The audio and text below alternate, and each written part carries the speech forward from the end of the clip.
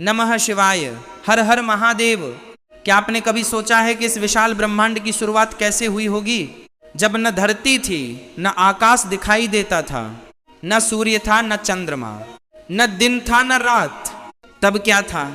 कौन था जिससे सृष्टि की उत्पत्ति हुई? और वह कौन सी शक्ति थी जिसका आदि और अंत स्वयं देवता भी नहीं खोज पाए? सनातन परंपरा में भगवान शिव को केवल एक देवता के रूप में नहीं, बल्कि परम तत्व, कल्याण और अनंत चेतना के स्वरूप के रूप में देखा गया है। शिव पुराण में भगवान शिव की महिमा से जुड़ी अनेक कथाएं मिलती हैं। इन कथाओं में भक्ति है, ज्ञान है, परिवार है, तपस्या है, त्याग है और ऐसे प्रसंग हैं जो मनुष्य को अपने जीवन के बारे में सोचने के लिए प्रेरित करते हैं। आज की कथा उसी महान परंपरा से जुड़ी है। यह कथा हमें उस समय की ओर ले जाएगी जब देवताओं के बीच भी यह प्रश्न उठ खड़ा हुआ था कि सबसे महान कौन है, लेकिन जो उत्तर उन्हें मिला उसने उनकी सोच ही बदल दी। तो आइए श्रद्धा से भगवान शिव का स्मरण करते हुए इस पवित्र कथा की शुरुआत करते हैं। नमः शिवाय। बहुत प्राचीन समय की बात है, बहुत प्राचीन समय की बात है। ऋषि मुनियों के मन में संसार और परम सत्य को लेकर अनेक प्रश्न उठते थे। वे जानना चाहते थे कि मनुष्य का जीवन किस उद्देश्य के लिए है, संसार की उत्पत्ति कैसे हुई और उस परम शक्ति को कैसे जाना जा सकता है जो दिखाई तो नहीं देती लेकिन जिसके बिना ये सृष्टि चल नहीं सकती।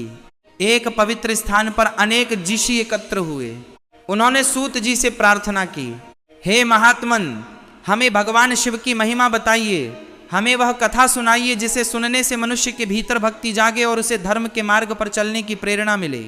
सूत जी ने भगवान शिव को प्रणाम किया और कहा, हे ऋषियों, भगवान शिव की महिमा अनंत है। उनके गुणों का पूरी तरह वर्णन करना किसी के लिए सरल नहीं, फिर भी जितना मैंने सुना और समझा है उतना आपको बताता हूँ।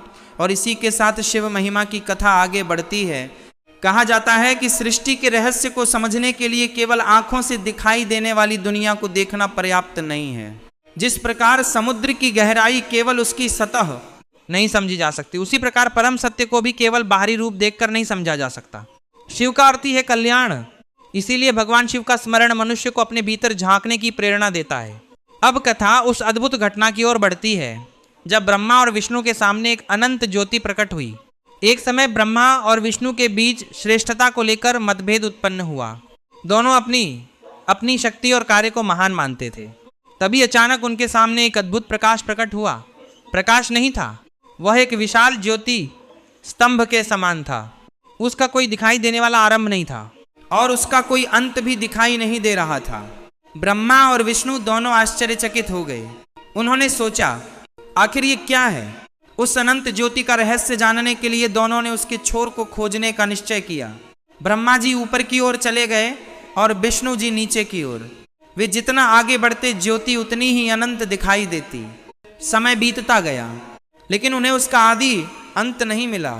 तब दोनों को अनुभव हुआ कि उनके सामने जो शक्ति है वह उनकी अपनी सीमाओं से परे है। यही प्रसंग शिव के अनंत स्वरूप की ओर संकेत करता है। यह कथा हमें एक गहरा संदेश देती है। मनुष्य चाहे कितना भी ज्ञान प्राप्त कर ले, उसके ज्ञान की एक सीमा होती है, लेकिन परम सत्य की कोई सीमा नहीं। इसीलिए अहंकार से अधिक महत्वपूर्ण है विनम्रता और ज्ञान से भी अधिक महत्वपूर्ण है सत्य को स्वीकार करने की क्षमता।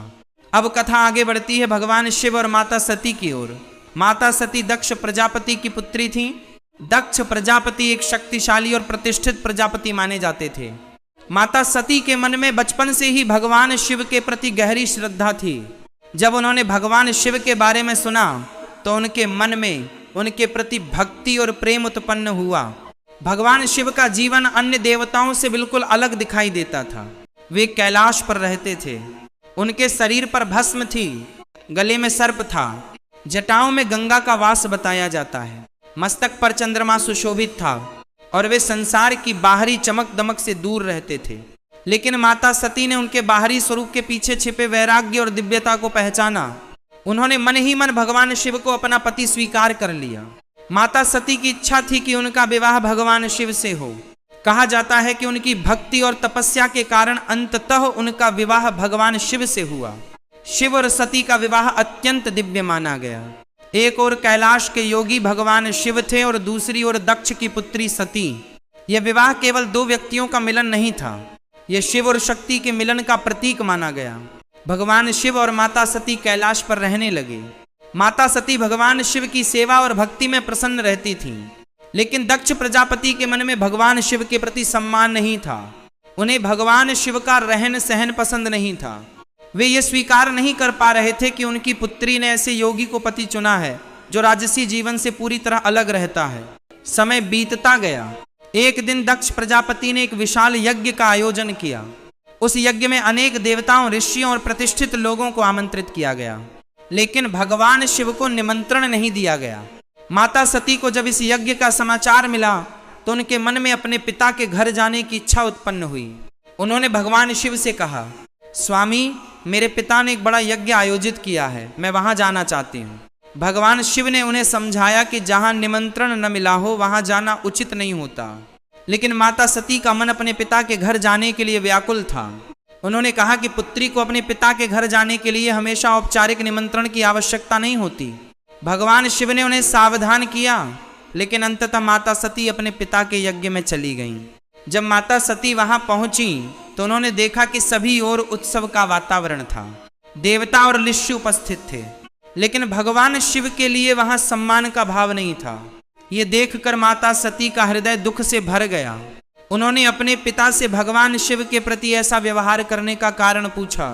माता सती ने कहा कि भगवान शिव केवल उनके पति ही नहीं बल्कि महान योगी और परम पूजनीय हैं। उनका अपमान करना उचित नहीं है। लेकिन दक्ष अपने विचारों पर अडिग रहे। माता सती के लिए यह स्थिति अत्यंत पीड़ादायक थी। एक ओर पिता थे और दूसरी ओर उनके आराध्य एवं पति भगवान शिव। उन्होंने अनुभव किया कि जिस स्थान पर उनके पति का अपमान किया जा रहा है वहां उनका रहना उचित नहीं।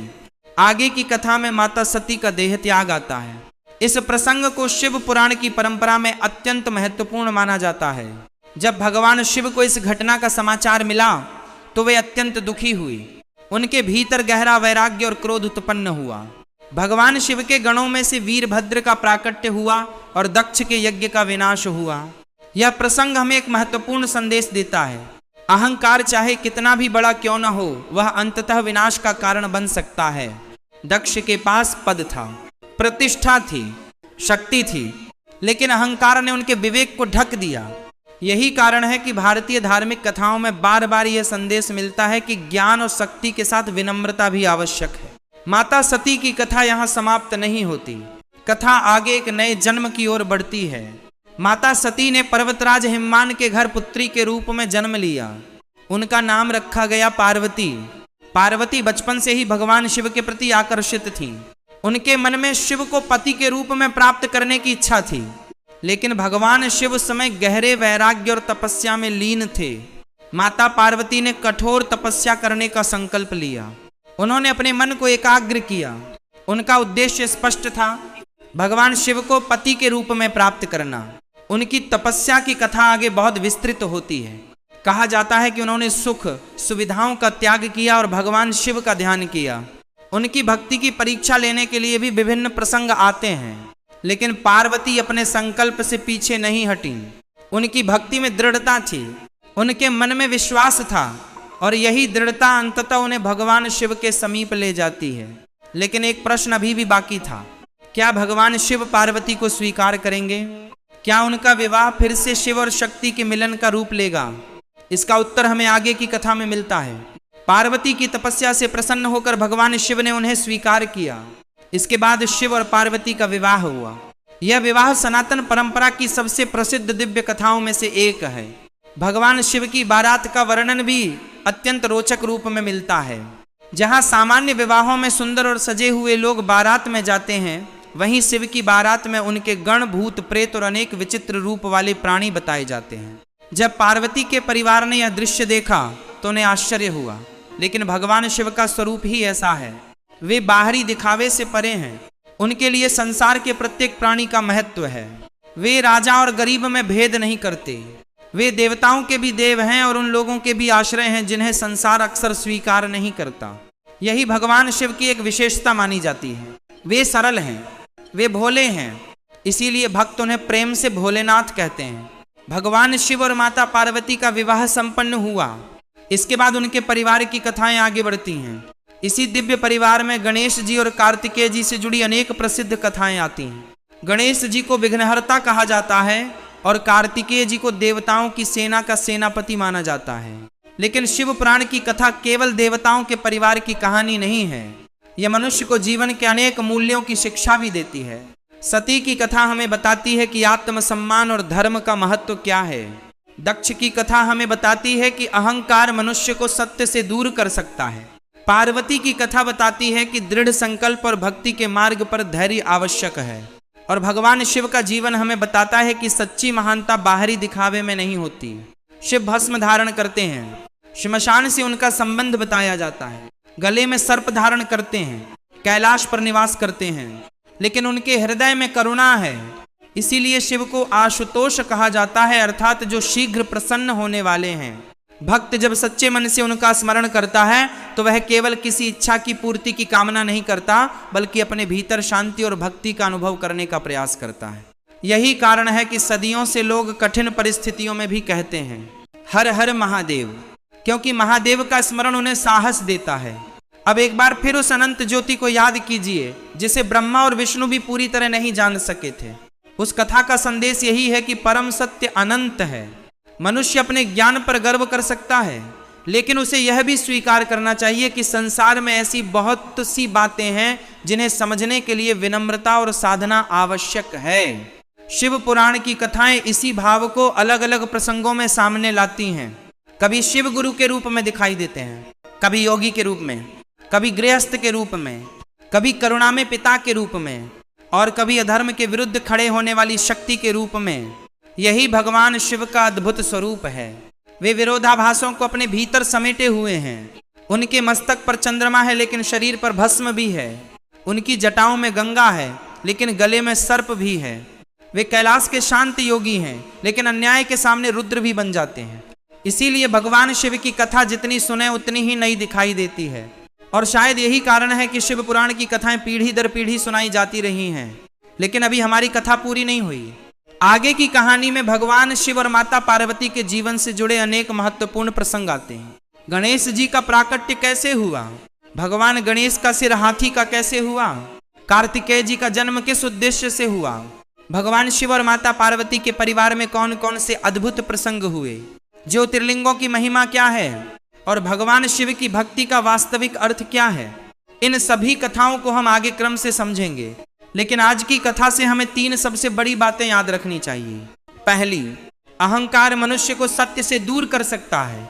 दूसरी, सच्ची भक्ति में धैर्य और विश्वास आवश्यक है। और तीसरी, भगवान शिव का संदेश केवल पूजा तक सीमित नहीं बल्कि जीवन में करुणा, संयम, सत्य और विनम्रता अपनाने से भी जुड़ा है। इसीलिए जब भी आप भगवान शिव का नाम लें, केवल अपनी इच्छा के लिए नहीं बल्कि अपने मन को शांत करने के लिए भी उनका स्मरण करें। सुबह हो या शाम, सुख हो या दुख, बस एक बार श्रद्धा से कहिए नमः शिवाय, क्योंकि शिव का स्मरण मनुष्य को भीतर से मजबूत बनने की प्रेरणा देता है। तो भक्तों, ये थी शिव पुराण की कथा का पहला विस्तृत भाग, जहां हमने भगवान शिव की अनंत महिमा, ब्रह्मा विष्णु के सामने प्रकट हुई अनंत ज्योति, माता सती और भगवान शिव के विवाह दक्ष यज्ञ, सती के प्रसंग और माता पार्वती के रूप में उनके पुनर्जन्म तक की कथा को समझा। अगले भाग में हम जानेंगे माता पार्वती की कठिन तपस्या के बाद भगवान शिव से उनका विवाह कैसे हुआ, भगवान गणेश का प्राकट्य कैसे हुआ और भगवान शिव के दिव्य परिवार की आगे की कथा क्या है। अगर आप भगवान शिव की ऐसी ही कथाएं सुनना चाहते हैं तो वीडियो को लाइक करें, चैनल को सब्सक्राइब करें और कमेंट में श्रद्धा से लिखें। नमः शिवाय, हर हर महादेव।